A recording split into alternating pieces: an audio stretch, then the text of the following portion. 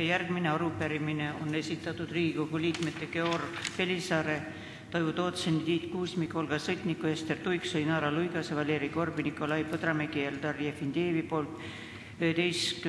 jaanuaril arupärimine Eesti kodanike õiguste kohta Petserimaal number 562 ja ma palun kõnetooli kolleeg Georg Pelisaare.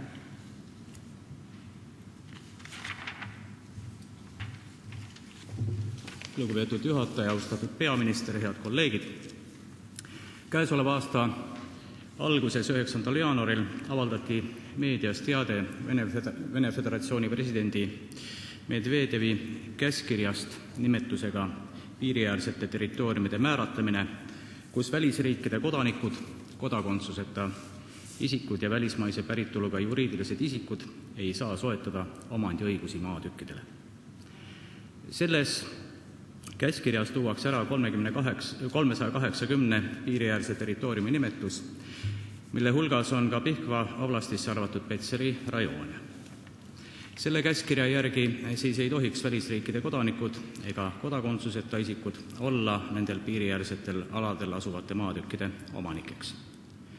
Venemaa haldusalas oleva Petseri rajooni territooriumile jäävad tuhandete setude ja teiste Petserimaaga seotud Eesti kodanike sünnikodud teatavasti ja kui uskuda, siis selle käskkirja järgi jääks ka nemad ilmselt ilma õigusest olla oma sünnikodude omanikud või vähemalt nende sünnikodude maa omanikud.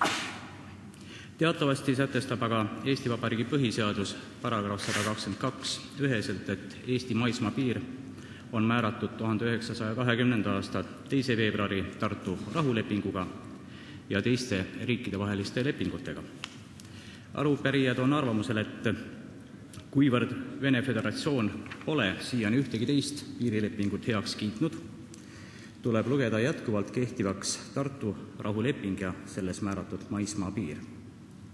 Kõigest eeltoodust lähtuvalt on meil peaministrile 5 küsimust ja paluksime peaministril lugeda küsimused ja siis anda ka vastused. Aitäh!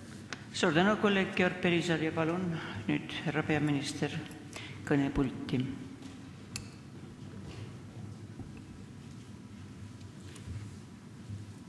Austatud juhataja, austatud Riigikogu, head arupärijad. Enne kui ma selle arupärimise juurde lähen, ma lisaks veel eelmisele teemale, et kui ma räägin andmete vabasse kasutusse andmisest, siis ma loomulikult pean silmas isikustamata andmeid ja kellegi privaatsust loomulikult riivata ei tohiks. Aga vastan teie arupärimisele. Esimene küsimus. Kas ja milliseid Eesti kodanike põhiõiguse Venemaa presidendi käskkiri teie hinnangul riivab? Vastus. Välisministeerium ei ole tuvastanud, et Venemaa Föderatsiooni presidendi poolt 9. jaanuaril 2011 allkirjastatud korraldus riivaks Eesti kodanike põhiõigusi. Kodanike põhiõigused sätestab Eesti põhiseadus, mille paragrahv 32 kaitseb isiku omandit ja vara. Piirang välisriikide kodanikele piiriäärsetel territooriumidel asuvate maatükkide omandamiseks kehtib Venemaal juba alates 2001. aastast, kui jõustus maakoodeks ja selle rakendusseadus. Maakoodeks näeb ette, et piiriäärsete territooriumide nimekirja kehtestab Venemaa Föderatsiooni president. 9. jaanuari 2011. aasta korraldusega president viidatud nimekirjaga kehtestas. Kuna aga piirang välisriikide kodanikele piiriäärsetel territooriumidel asuva maa omandamiseks kehtis alates 2001. aastast, ei halvendanud konkreetne korraldus välisriikide kodanike senist õiguslikku seisundit. Korraldus ei käsitle piiriäärsetel territooriumidel asuva vara staatust ning sellele laieneb endiselt Venemaa tsiviil- ja pärimisseadusandlus, millesse muudatusi ei ole sisse viidud. Samuti ei ole Eesti Välisministeeriumi hinnangul korraldusel tagasiulatavat jõudu. Eesti Välisministeerium jätkab Venemaa Föderatsiooni presidendi korraldusega kaasneda võivate asjaolude täpsustamist. Teine küsimus. Vene Föderatsiooni valitsus kaitseb aktiivselt oma kodanike huve välisriikides. Kuidas kaitseb Eesti valitsus antud puhul oma kodanike huve ja põhiõigusi? Vastus. Eesti Vabariigi Välisministeerium on küsinud Venemaa Föderatsioonilt nii suulisi kui ka kirjalikke selgitusi.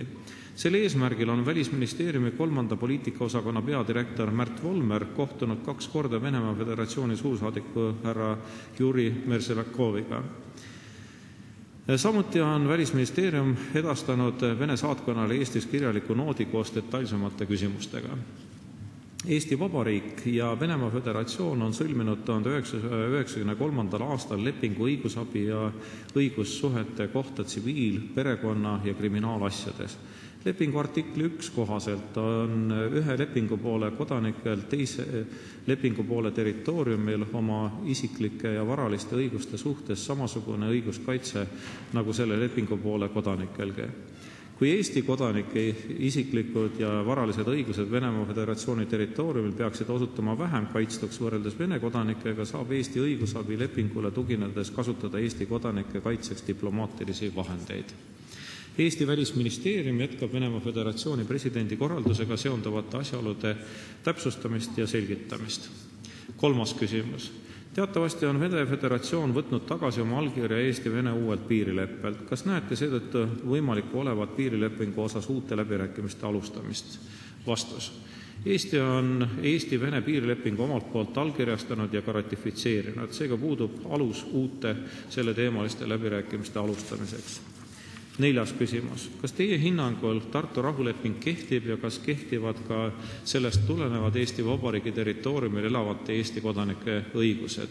Vastus. Eesti Vabariigi ja Venemaa Föderatsiooni vahel 2. veebruaril 1920 allkirjastatud Tartu rahuleping on Eesti riikluse üks alusdokumente. Tartu rahuleping on kehtiv välisleping ning nii Eesti riigi kui ka tema kodanike jaoks. 5. küsimus. Kas ja millised õigused on Petserimaal elavatel Eesti kodanikel tulenevalt Tartu rahulepingust? Vastus. Eesti kodanikel on Eesti õigusruumis ühesugused õigused sõltumata nende elukohast. Aitäh! Suur tänu, härra peaminister. Palun, teil on küsimus kolleeg Georg Pelisaar. Aitäh, lugupeetud juhataja. Austatud peaminister, teatavasti Petseri rajoonis põlisel Eesti territooriumil elab ka praegu üsna palju Eesti Vabariigi kodanikke. Mõned nendest on üsna vanad ja tahaksid ümber kolida Eestisse.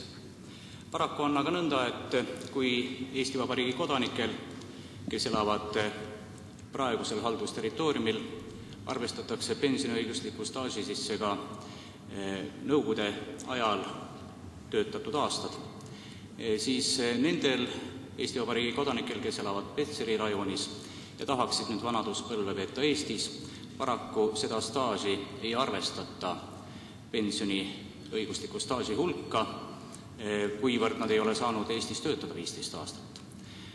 Kas te peate taolist käitumist nende kodanike suhtes õigeks ja õiglaseks?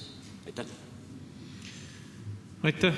Mulle teadaolevalt on 2 riigi vaheline pensioneid reguleeriv leping eelnõu ette valmistatud ja see ootab allkirjastamist. Ma usun, et ka teie poolt nimetatud probleem leiab selle lepinguga lahenduse. Aitäh!